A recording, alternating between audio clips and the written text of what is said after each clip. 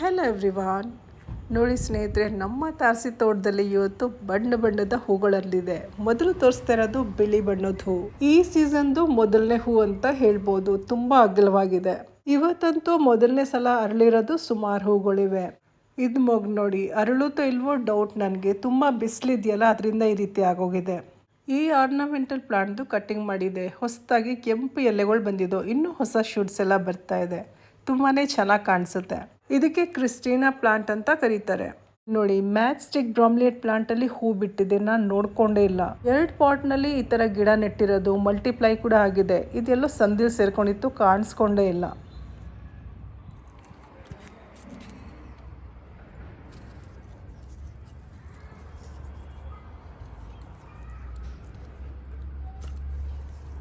ಈಗಂತೂ ಒಂದೊಂದೇ ಹೂ ಅರಳಕ್ಕೆ ಶುರುವಾಗಿದೆ.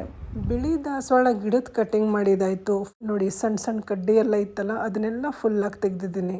ಗಿಡದ ಹಾರ್ಟ್ ಪ್ರೂನಿಂಗ್ ಮಾಡಬೇಕಿತ್ತು. ತುಂಬ ಯೋಚನೆ ಮಾಡಿದೆ. ಪಕ್ಷಿ ಎಲ್ಲ ಬರುತ್ತಲ್ಲ, ಪಾಪ ಹೂ ಸಿಗ್ಲಿಲ್ಲ ಅಂದರೆ ಎಷ್ಟು ಒದ್ದಾಡುತ್ತೆ ಅಂತ. ಮಾರನೇ ದಿನ ಅನ್ಕೊಂಡಂಗೆ ಆಯಿತು. ಇದೇ ಜಾಗದಲ್ಲಿ ಪಕ್ಷಿ ಬಂದು ಕುತ್ಕೊಳ್ತು.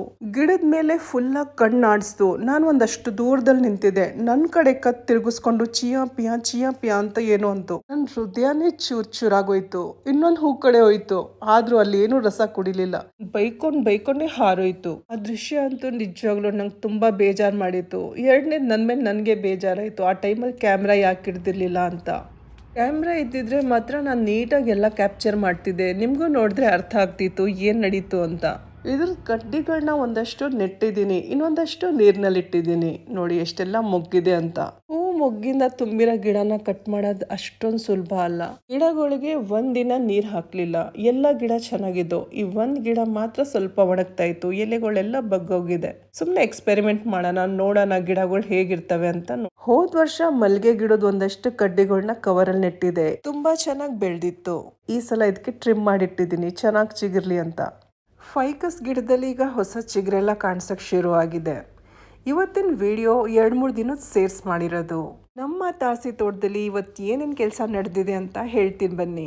ಗೆಲಾಡಿಯಾ ಹೂ ಎಲ್ಲ ಬಾಡೋಗ್ತಾ ಇತ್ತು, ಅದನ್ನೆಲ್ಲ ಕಟ್ ಮಾಡಿದ್ದೀನಿ. ಈಗ ಇನ್ನೂ ಸ್ವಲ್ಪ ಗಿಡಗಳದ್ದು ಕಟ್ಟಿಂಗ್ ಮಾಡಬೇಕು. ಈಗ ನೋಡಿ, ಕಲಾಂಚೋ ಗಿಡದಲ್ಲೂ ಅಷ್ಟೇ ಸುಮಾರು ಹೂಗಳು ಬಾಡೋಗಿದೆ. ಡ್ವಾರ್ಫ್ ವೆರೈಟಿ ಎಕ್ಸೋರಾ ಗಿಡದಲ್ಲಿ 2ನೇ ಸಲ ಮೊಗ್ಗು ಹೂ ಕಾಣಿಸ್ತಾ ಇದೆ. ಈಗ ಜೆರೇನಿಯಂ ಹೂ ತೋರಿಸ್ತಾ ಇದ್ದೀನಿ ನೋಡಿ. ಇದಂತೂ ಸುಮಾರು ದಿನ ಗಿಡದಲ್ಲಿತ್ತು, ಇದು ಬಾಡೋಗ್ತಾ ಇದೆ. ನಾಳೆ ಅಥವಾ ನಾಡಿದ್ದು ಇದನ್ನ ತೆಗಿತೀನಿ. ಕಲಾಂಚೋ ಗಿಡದಲ್ಲಿ ಸ್ಪೆಂಟ್ ಫ್ಲವರ್ಸ್ನ ತೆಗ್ದಿದ್ದೀನಿ. ನೋಡಿ ಇಷ್ಟೆಲ್ಲ ಸಿಕ್ಕಿದೆ. ಇನ್ನೂ ಕ್ಲೀನ್ ಮಾಡಬೇಕು. ಒಂದೇ ದಿನ ಎಲ್ಲ ಕೆಲಸ ಮಾಡೋಕ್ಕಾಗಲ್ಲ. ಪೆಸ್ಟ್ ಅಟ್ಯಾಕ್ ಆಗಿರುತ್ತೆ. ಹುಡುಕಿ ಅದನ್ನ ತೆಗಿಬೇಕು. ಇಲ್ಲ ಅಂದ್ರೆ ಇಡೀ ಗಿಡನೇ ಹಾಳಾಗ್ಬಿಡುತ್ತೆ. ಬಾಡೋಗಿರೋ ಹೂ ತೆಗ್ದ್ಮೇಲೆ ಈಗ ಮೊಗ್ಗೆಲ್ಲ ನೀಟಾಗಿ ಕಾಣಿಸ್ತಾ ಇದೆ. ಇದು ಸ್ವಲ್ಪ ದಿನಕ್ಕೆ ಅರಳುತ್ತೆ. ಗಿಡ ನೋಡಿ ಎಲ್ಲ ಎಷ್ಟು ನೀಟಾಗಿ ಕಾಣಿಸ್ತಾ ಇದೆ. ಸ್ಟಾರ್ ಫ್ರೂಟ್ ಇಲ್ಲೆಂಗೆ ಬಂತು? ಇದ್ರ ಗಿಡ ಇರೋದು ಮೇಲ್ಗಡೆ ಮಾಡಿಲಿ. ಅಲ್ಲಿಂದ ಹೇಗೆ ಬಂತು? ಮೋಸ್ಟ್ಲಿ ಪಕ್ಷಿ ತಗೊಂಡು ಹೋಗ್ತಾ ಇತ್ತೇನೋ. ಬಟ್ ಆ ಗಿಡ ಇರೋದು ಆ ಕಡೆ ಮೇಲೆ ರೈಟ್ ಸೈಡ್ನಲ್ಲಿ. ಮೋಸ್ಟ್ಲಿ ಬೇರೆ ಕಡೆ ತಗೊಂಡೋಗೋ ಪ್ಲಾನ್ ಇತ್ತೇನೋ. ಇಲ್ಲೇ ಪಾಟಲ್ಲಿ ಕಾಣಿಸಂಗೆ ಇಟ್ಟಿರ್ತೀನಿ, ನೋಡಿದ್ರೆ ತಿನ್ಬೋದು ಅಲ್ವಾ?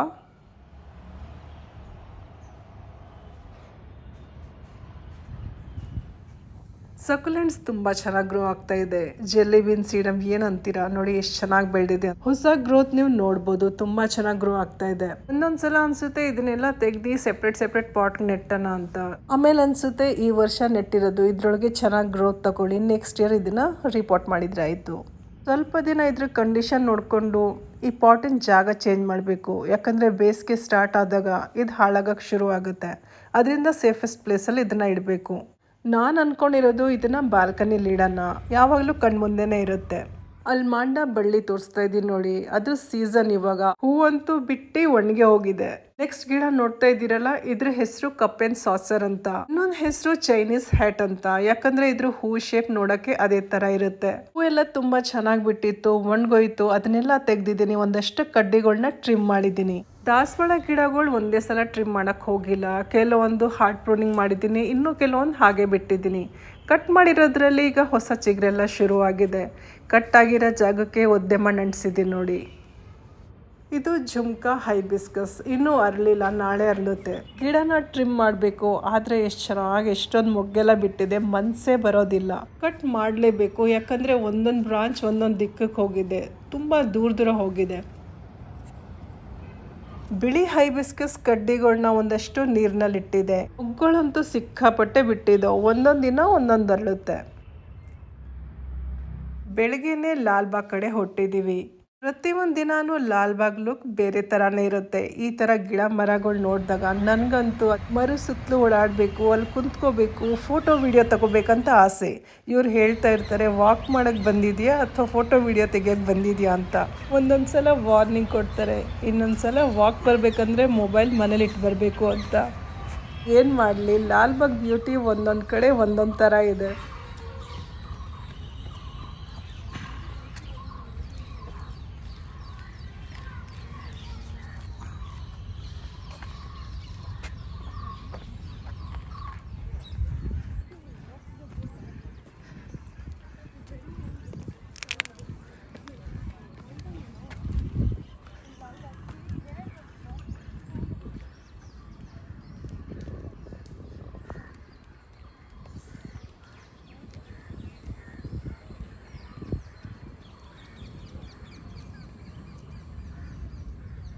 ಫುಲ್ ಬೆಟ್ಟ ಹತ್ತೋದ್ರೆ ಸಖತ್ ಸುಸ್ತಾಗುತ್ತೆ, ಆದರೆ ಇದೇ ಒಂಥರ ವರ್ಕೌಟ್ ಅಂತ ಹೇಳ್ಬೋದು. ಬೆಟ್ಟದ ಮೇಲೆ ಒಂದಷ್ಟೊತ್ತು ಕುತ್ಕೊಂಡ್ರೆ ಸಮಾಧಾನ, ಇಲ್ಲಿಂದ ಇಡೀ ಬೆಂಗಳೂರು ನೋಡ್ಬೋದು ಅಂತ ಹೇಳ್ತಾರೆ. ನನಗಂತೂ ಇಲ್ಲಿ ಎದುರುಗಡೆ ಗಿಡ ಮರ ಬಿಟ್ಟರೆ ಇನ್ನೇನೂ ಕಾಣಿಸೋದಿಲ್ಲ. ಬೋಗನ್ವಿಲಿಯ ನೋಡಿ ಎಷ್ಟು ಚೆನ್ನಾಗಿ ಕಾಣಿಸ್ತಾ ಇದೆ.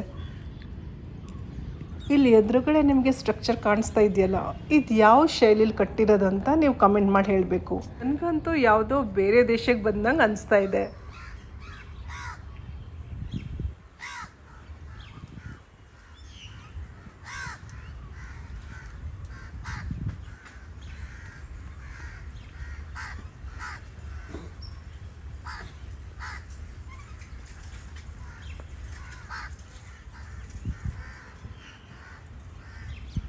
ಮಾರ್ನಿಂಗ್ ಗ್ಲೋರಿ ನೋಡಿ ಎಷ್ಟೊಂದು ಬಿಟ್ಟಿದೆ ಅಂತ. ಫೋಟೋ ಸೆಷನ್ಗೆ ಒಳ್ಳೆ ಜಾಗ ಅಂತ ಹೇಳ್ಬೋದು. ಮನೆಗೆ ಬಂದಿದ್ದಾಯಿತು ನೋಡಿ, ಮಿಲ್ಕ್ ವೀಟ್ ಪ್ಲಾಂಟ್ ತೋರಿಸ್ತಾ ಇದ್ದೀನಿ. ಇದ್ರ ಹೂ ಮತ್ತು ಈ ತೋರಿಸ್ತಾ ಇದ್ದೀನಲ್ಲ ಈ ಅರ್ಶಿನ ಬಣ್ಣದ ಹೂ ಎರಡು ಒಂದೇ ಫ್ಯಾಮ್ಲಿಗೆ ಸೇರಿರೋದು, ಆದರೆ ಕಲರ್ ಮಾತ್ರ ಬೇರೆ ಬೇರೆ. ಅರ್ಶಿನ ಬಣ್ಣದ ಹೂ ನೋಡ್ತಾ ಇದ್ದೀರಲ್ಲ, ಇದನ್ನ ಸೆಪ್ಟೆಂಬರಲ್ಲಿ ಕಟ್ಟಿಂಗ್ ತೊಗೊಂಬಂದು ನೀರಿನಲ್ಲಿಟ್ಟಿದೆ.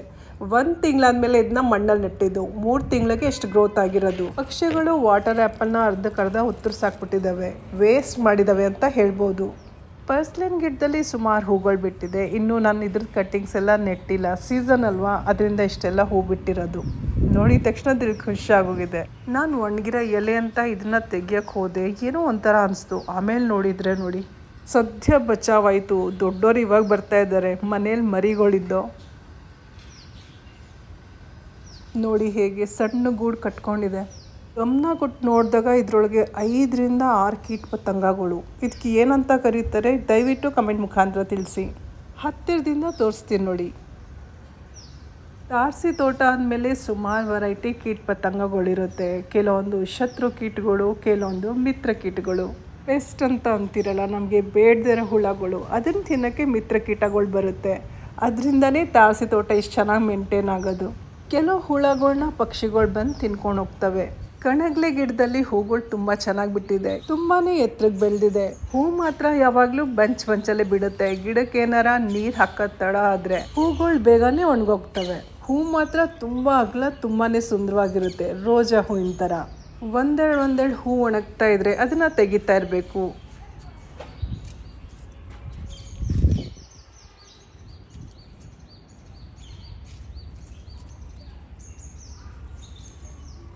ನಾಗಚಂಪಾ ಹೂವಿನ ಗಿಡ ತುಂಬಾ ಎತ್ತರಕ್ಕೆ ಬೆಳೆದಿತ್ತು, ಅರ್ಧಕ್ಕೆ ಕಟ್ ಮಾಡಿದ್ದೀನಿ. ಈಗ ಅದರೊಳಗೆ ಚಿಗುರೆಲ್ಲ ಕಾಣಿಸ್ಕೊಳ್ತಾ ಇದೆ. ಗಿಡ ಕಟ್ ಮಾಡಿದಾಗ ಅದರಿಂದ ಹಾಲು ಬರುತ್ತೆ. 1-2 ದಿನ ಅದನ್ನು ಬಿಟ್ಟು ಬೇಕಾದರೆ 1 ವಾರನೂ ಬಿಡ್ಬೋದು, ಜಾಸ್ತಿ ದಿನವೂ ಬಿಡ್ಬೋದು. ಅದನ್ನು ಮಣ್ಣಲ್ಲಿ ನೆಟ್ಟಿದ್ರೆ ಇನ್ನೊಂದು ಹೊಸ ಗಿಡ ರೆಡಿ ಆಗುತ್ತೆ.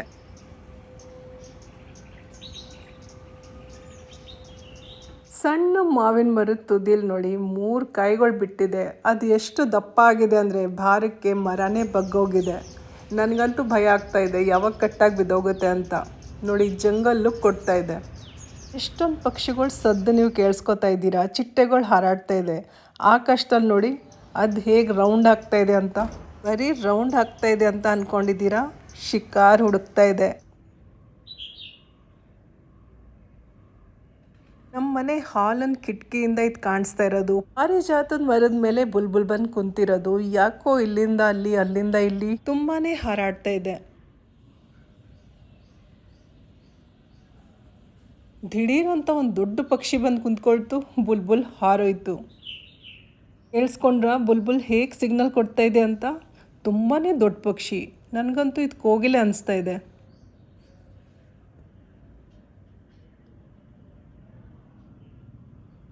ಈಗೀಗಂತೂ ಸುಮಾರು ವೆರೈಟಿ ಪಕ್ಷಿಗಳು ಬರೋಕ್ಕೆ ಶುರುವಾಗಿದೆ. ನೋಡಿ, ಕಣ್ಣು ಕೆಂಪಗಿದೆ, ಈ ಕಡೆನೇ ನೋಡ್ತಾ ಇದೆ. ಇವತ್ತಿನ ವಿಡಿಯೋ ನೀವೆಲ್ಲ ಇಷ್ಟಪಟ್ಟಿರ್ತೀರಾ ಅಂದ್ಕೊಳ್ತೀನಿ. ಇಷ್ಟ ಆಗಿದ್ರಲ್ಲಿ ಲೈಕ್ ಮಾಡೋದು ಮರಿಬೇಡಿ. ಮತ್ತೆ ಸಿಗೋಣ ಇನ್ನೊಂದು ಒಳ್ಳೆ ವಿಡಿಯೋ ಜೊತೆ. ಅಲ್ಲಿವರೆಗೂ ಧನ್ಯವಾದಗಳು. Thank you. ನಮಸ್ಕಾರ.